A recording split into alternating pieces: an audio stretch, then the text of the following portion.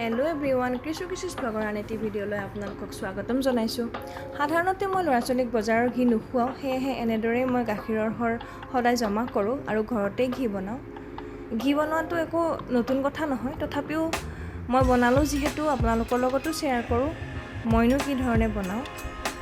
এয়া হৈছে মোৰ এমাহমানৰ গাখীৰৰ সৰ, এমাহমানতকৈ কমেই হ'ব। এইখিনি মোৰ জমা হৈছে, সেইখিনি এতিয়া মই মিক্সিত মাৰিম। এনেধৰণে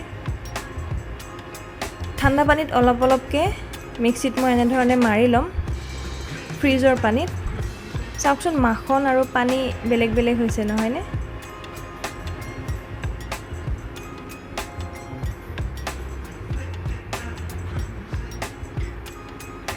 বহুতে হাতেৰেও এনেধৰণে মঠি লয়।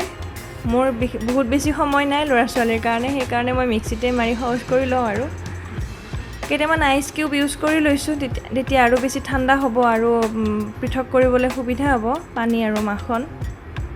এনেধৰণে মই গোটেইখিনি পৃথক কৰি লৈছোঁ আৰু 2-3 বাৰ ধুই লৈছোঁ। ধুই ল'লে স্মেলটো থকাৰ চান্সটো বহুত কম থাকে, বেয়া এটা স্মেল আহে যে। আৰু এই যে মাখনখিনি পৃথক কৰিলোঁ, এইখিনিকে ৰাজস্থান দিল্লীৰ ফালে nunighee বুলি কয় আৰু এনেদৰে খায় মানুহে। কিন্তু বহুদিনৰ জমা কৰা সৰেৰে চাগে নবনায়, খাবলৈ ভাল নহ'ব। ডাঙৰ ডায়েৰী ফাৰ্মৰ প্ৰডাক্ট হয় যিহেতু কম দিনৰে হ'ব। চাওকচোন, মোৰ কালাৰটো কি ধুনীয়া হৈছে।